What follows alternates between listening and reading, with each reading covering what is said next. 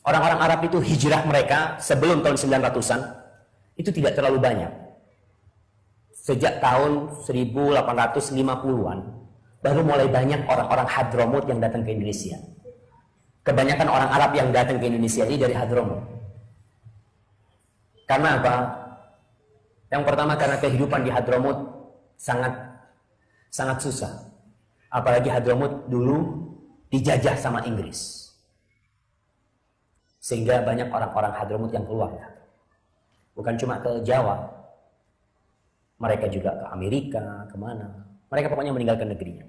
Karena faktor politik, negeri, dan ekonomi. Akhirnya mereka sampai ke Indonesia. Dan di Indonesia ada dua grup yang datang ke Indonesia. Alawiyun. Mereka adalah saudara-saudara kita yang mengaku keturunan dari Ahlul Bait, dari Rasul sallallahu alaihi wasallam. Kita percaya enggak? Ya percaya. Mereka ngaku mereka keturunannya Rasul sallallahu alaihi wasallam, mereka punya pohon nasab, ya silahkan. Kita akui itu. Sebagaimana Ana Syafiq bin Riza bin Hasan bin Abdul Qadir bin Salim bin Zain Basalam. Lalu ada orang ngomong sama Ana, ente bukan Basalama. Kata, lebih tahu ente apa Ana dengan nasab Ana? Ya Ana lah. Makanya Alul Ba'alwi yang mereka mengaku Alul Bait, ya sudah. Kita nggak boleh mendustakan. Kecuali ente punya bukti mereka bukan Alul Bait. Mereka mengaku Alul Bait, ya kita katakan ente Alul Bait.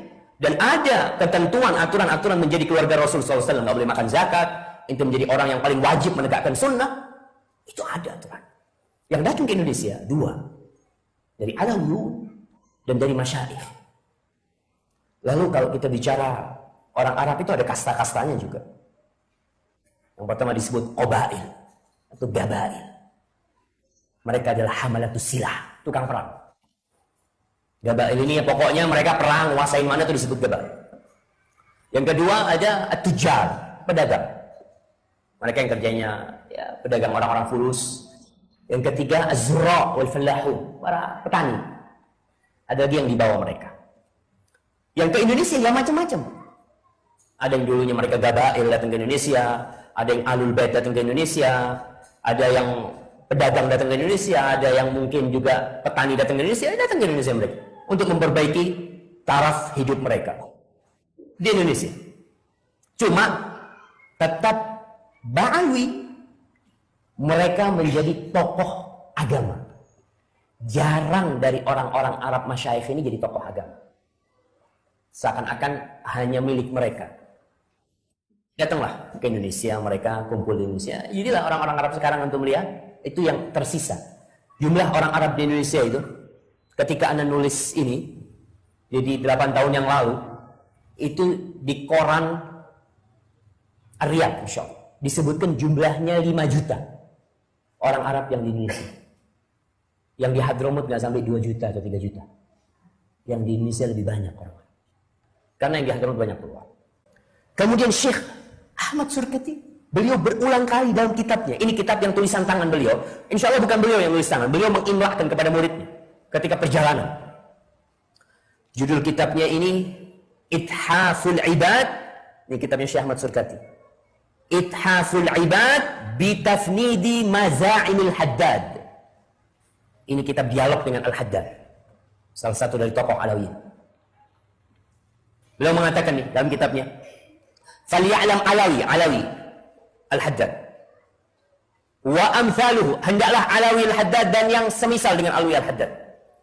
"Anni," tahu aku nih, "lastu minal ladina yukhawwafuna bismi ahli sunnah wala bismil jumhur." Aku bukan termasuk orang yang bisa ditakut-takutin dengan ahli sunnah, jumhur ulama. Wah, aku nggak perlu ditakut-takutin dengan ucapan-ucapan seperti itu. Walakinni minal ladzina yukhawwafuna bismi sunnah sahihah wa muhkamil kitab. Tapi aku adalah orang yang perlu ditakutin dengan sunnah yang benar dan kitab yang jelas, Al-Quran Karim.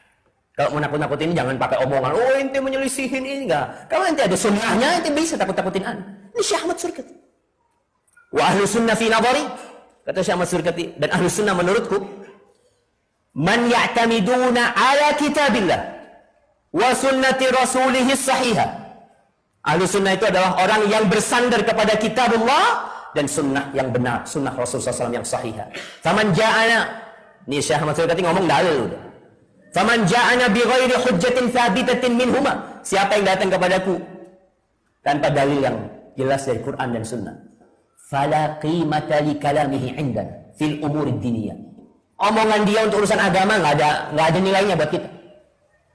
Kalau sudah menurut ana, menurut kita orang, menurut sudah jangan. Siapa juga nggak mau. Kita ini urusan agama jangan menurut ente, jangan menurut nenek ente, jangan. Ini menurut Al-Quran dan Sunnah. Ini urusan agama. Syekh Ahmad Surkati nggak perlu ditakut-takutin ente menyelisih ahlu sunnah. Syuf, kalau sunnah yang mana sih? Jumhur ulama yang mana?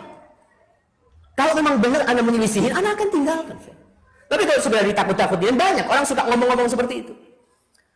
Kata Syekh, walau kana min al-ard, walaupun ucapannya itu sepenuh bumi. Tapi kalau nggak ada kitabullah, nggak ada sunnah Rasul, aku nggak terima. Faman syaa falyu'min, wa man syaa falyakfur. Fahasbunallahu wa hasbuhu wa indallahi tajtami'ul khusum.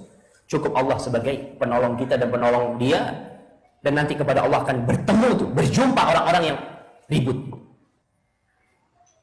Para jemaah, Syekh Ahmad Surkati benar-benar mengajak kepada sunnah Rasul SAW. Tapi ingat, beliau bukan ma'asum. Beliau hidup di masa yang ulama sangat sedikit pada waktu itu. Ada pendapat-pendapat beliau yang dikritisi oleh ulama lain, iya. Ada. Dan itu tidak mengurangi kedudukan beliau. Beliau tetap mengatakan prinsipnya mengajak kepada Al-Quran dan Sunnah.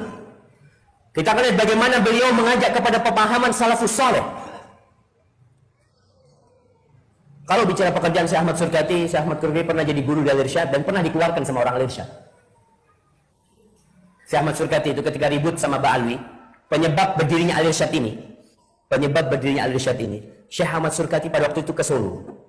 Dia ditanya, ada perempuan syarifah, perempuan dari golongan Ahlul Bait menikah dengan selain syarifah. Dia katakan sama orang Cina Muslim. Ditanya Syekh, sah enggak pernikahan? Kata Syekh, kalau persyaratannya terpenuhi sah. Ributlah.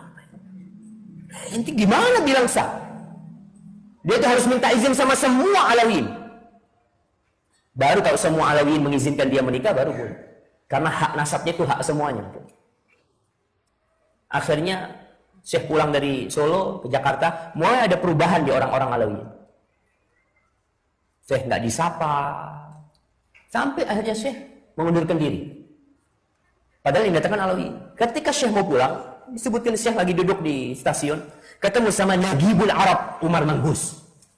Ada kapten Arab yang ada di Jakarta, namanya Umar Manggus. Umar Manggus ini melihat Syekh, kenapa? Kata dia. Antum kalau tahu kondisi orang Arab pada waktu itu. Umar Manggus itu pernah ketemu sama salah satu habaib. Dia itu kapten Arab di stasiun. Katanya, ini salah satu habaib. Itu cium tangan.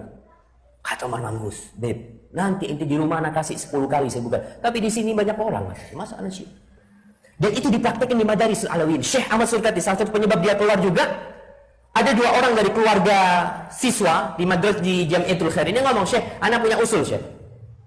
Kata, apa usul nanti? Anak kepingin, jadi nanti itu yang bukan Alawiyin, kalau pagi mau masuk sekolah, itu cium tangan semua sama tangannya yang murid-murid Alawiyin.